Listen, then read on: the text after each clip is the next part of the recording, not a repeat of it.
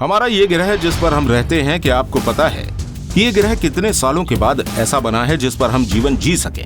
चलिए जानते हैं आज हमारी पृथ्वी के इतिहास को विस्तार से।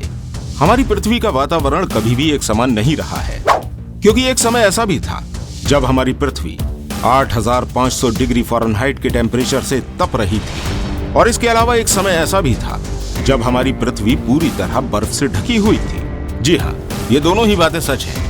आज के वक्त में जिस जगह पर हमारा सौरमंडल मौजूद है, वहाँ कई अलग अलग तरह की गैसें और बादल मौजूद थे। साथ में इन बादलों से थोड़ी ही दूरी पर हमारे सौरमंडल में एक तारा मौजूद था, और जैसे जैसे वक्त घटता चला गया, उस तारे की एनर्जी भी कम होती चली गई। और जब उस तारे की एनर्जी काफी ज्यादा कम हो गई, तब उसके अंदर मौजूद गैसों की वजह से इस तारे के अंदर एक बहुत ही भयानक विस्फोट हुआ, और साथ ही इस विस्फोट का असर अंतरिक्ष में मौजूद इन धूल के बादलों पर भी हुआ।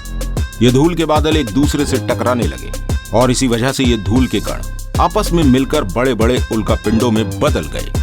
और इसके अलावा इन बादलों के अंदर जो रेडियो एक्टिव एलिमेंट्स उपस्थित थे, उन्होंने भी ग्रेविटी का निर्माण किया, और इसी ग्रेविटी की वजह से यहाँ हीलियम और हाइड्रोजन गैसेज आपस में मिलने लगी, और इन सभी गैसों की वजह से जो प्रेशर बना, इससे भी दोबारा एक बहुत ही भयानक विस्फोट हुआ। और इसी विस्फोट के बाद जन्म हुआ हमारे सूरज का।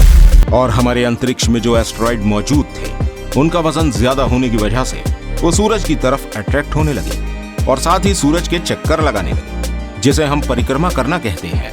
और फिर इसके बाद सूरज की परिक्रमा करते हुए इन एस्टेरॉइड का आपस में टकराव होने लगा। इसी टकराव की वजह से हमारी पृथ्वी और हमारे सौरमंडल के अन्य ग्रहों का निर्माण हुआ। हमारे सौरमंडल में 8 ग्रहों के अलावा एक थिया नाम का ग्रह और मौजूद था।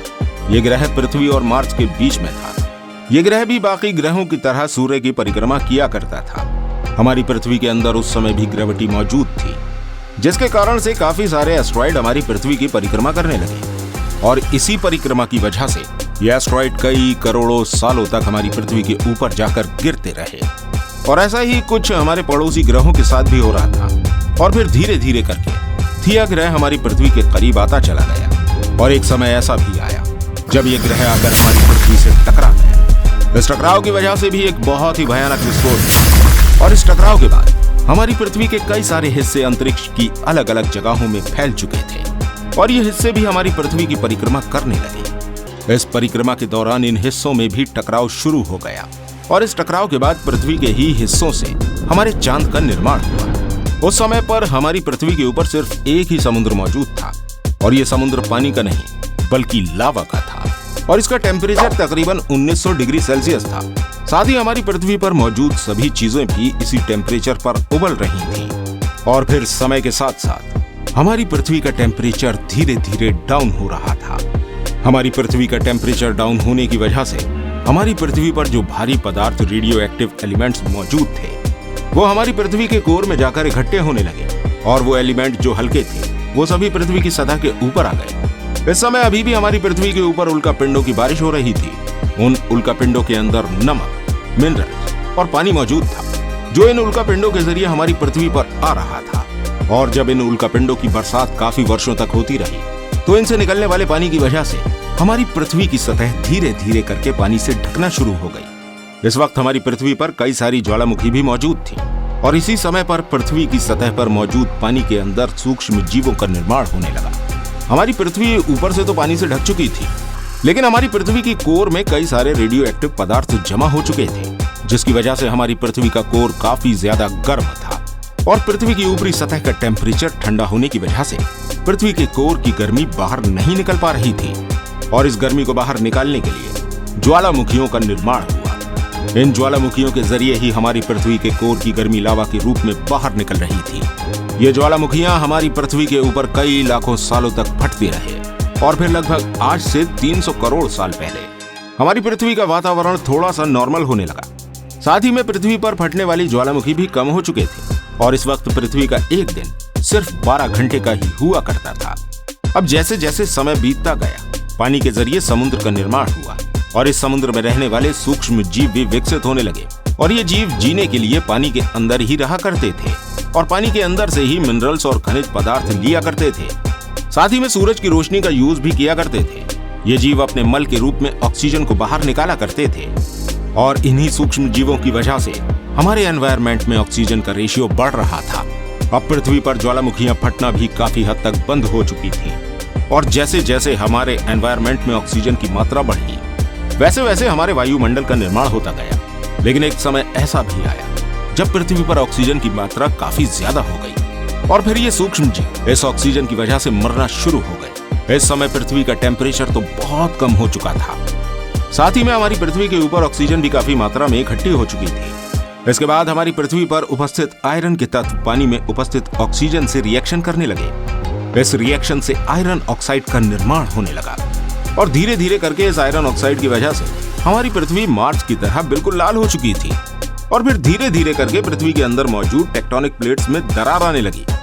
इस दरार की वजह से पृथ्वी के अंदर मौजूद लावा बाहर आकर कई सालों तक ऐसे ही खुला हुआ उबलता रहा और इस लावे की वजह से पृथ्वी के अंदर कार्बन डाइऑक्साइड का रेशियो काफी ज्यादा बढ़ गया और फिर धीरे धीरे इसकी वजह से पृथ्वी के ऊपर एसिड रेन होने लगी। इस एसिड रेन से पृथ्वी का टेम्परेचर काफी ज्यादा कम होना शुरू हो गया। इस लो टेम्परेचर की वजह से पृथ्वी की सतह पर जो पानी मौजूद था वो भी बर्फ में बदलने लगा और धीरे धीरे इस बर्फ ने पूरी पृथ्वी को ढक दिया। ये वो समय था जब पृथ्वी के ऊपर पहली बार आइस एज आया था और पृथ्वी के इस बर्फ से ढके होने की वजह से पृथ्वी पर सूरज की किरणें भी नहीं पहुंच पा रही थी और इसी वजह से कई वर्षों तक पृथ्वी पर आइस एज रहा। लेकिन हमारी पृथ्वी के कोर में मौजूद गर्मी, जिसे निकलने के लिए कोई न कोई रास्ता तो चाहिए था, फिर वो ज्वालामुखियों के जरिए बाहर आने लगी और इस गर्मी की वजह से पृथ्वी पर मौजूद बर्फ भी पिघलने लगी। इस समय पृथ्वी की बर्फ के अंदर कुछ सूक्ष्म जीव अभी भी जिंदा बचे हुए थे। ये सूक्ष्म जीव अब ऑक्सीजन को खुद को विकसित करने के लिए इस्तेमाल करने लगे और धीरे धीरे करके विकसित हो रहे थे। साथ ही में पृथ्वी के ऊपर पानी के अंदर छोटे छोटे समुद्री पौधे भी उगने लगे थे और पृथ्वी पर फटने वाली ज्वालामुखियों की वजह से एक बार फिर से पृथ्वी के वायुमंडल के अंदर कार्बन डाइऑक्साइड का रेशियो बढ़ रहा था और इस कार्बन डाइऑक्साइड के रेशियो बढ़ने की वजह से पृथ्वी के ऊपर दोबारा से एसिड रेन होने लगी और इस एसिड रेन की वजह से एक बार फिर से पृथ्वी ठंडी होने लगी और एक समय ऐसा आया जब पृथ्वी के ऊपर आइस एज दोबारा से आ गया। यही प्रक्रिया पृथ्वी के ऊपर कई हजारों सालों तक होती रही। लेकिन इस प्रक्रिया की वजह से जो चीजें अच्छी हो रही थी वो थी इन सूक्ष्म जीवों का विकास जो समुद्र में रह रहे थे। समय के साथ साथ यह सूक्ष्म जीव अब काफी ज्यादा विकसित हो चुके थे। ये सूक्ष्म जीव अब सूक्ष्म जीव नहीं रहे थे बल्कि समुद्री जीव बन चुके थे। धीरे धीरे करके समुद्र में मौजूद पेड़ भी अब काफी ज्यादा विकसित हो चुके थे और चारों तरफ फैल चुके थे। साथ ही में पृथ्वी के एनवायरनमेंट में ऑक्सीजन का रेशियो भी अब काफी ज्यादा बढ़ चुका था। इसी ऑक्सीजन की वजह से निर्माण हुआ पृथ्वी की ओजोन लेयर का। अब पृथ्वी की सतह पर भी काफी ज्यादा पौधे उगना शुरू हो चुके थे और वक्त के चलते ये पौधे अपने आकार में बदलकर पेड़ों का रूप ले चुके थे क्योंकि हमारी पृथ्वी के ऊपर अब ओजोन लेयर का भी निर्माण हो चुका था। इसलिए सूरज की अल्ट्रावायलेट रेज पृथ्वी तक नहीं आ रही थी और ये समुद्र में रहने वाले जीव पृथ्वी की सतह के ऊपर आना शुरू हो गए और ये समुद्री जीव अब जमीनी जीव में बदल रहे थे।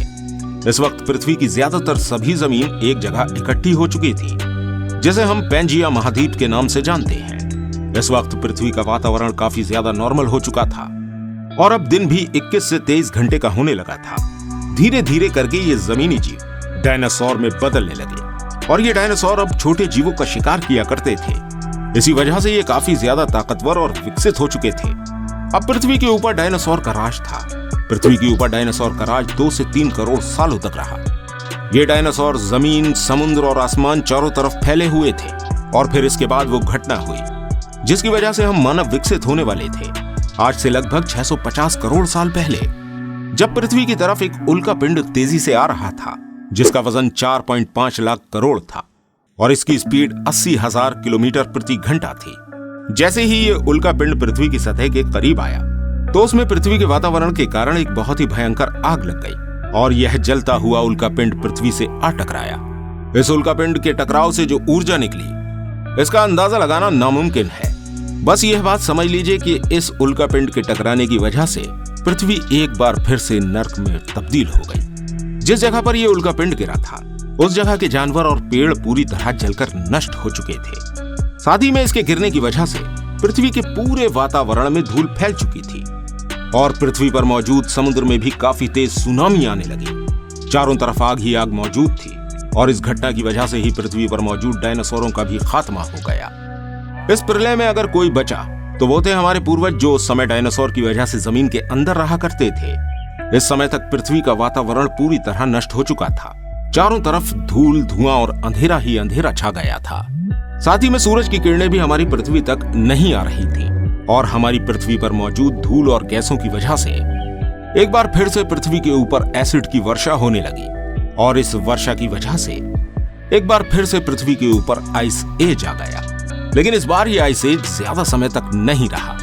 पृथ्वी की ये बर्फ 80 से 90 सालों के अंदर ही पिघल गई और फिर जब पृथ्वी का वातावरण पहले के समान होने लगा तो जमीन के अंदर रहने वाले ये जीव पृथ्वी की सतह पर आना शुरू हो गए और धीरे धीरे करके ये जमीनी जीव बंदरों में परिवर्तित होने लगे। ये बंदर अफ्रीका के जंगलों में रहा करते थे, लेकिन जैसे जैसे करके पृथ्वी का तापमान बढ़ता गया, अफ्रीका के जंगलों ने भी सूखना शुरू कर दिया और ये बंदर अफ्रीका के जंगलों में मौजूद पेड़ों के ऊपर ही रहा करते थे और इन्हीं पेड़ों के जरिए अपना भोजन प्राप्त किया करते थे। जंगल के सूखने की वजह से इन बंदरों के लिए भोजन की कमी होने लगी। भोजन की कमी को पूरा करने के लिए ये बंदर पेड़ों से उतरकर पृथ्वी की सतह पर आ गए और फिर थोड़े समय के बाद ये बंदर अपने पैरों पर चलने लगे।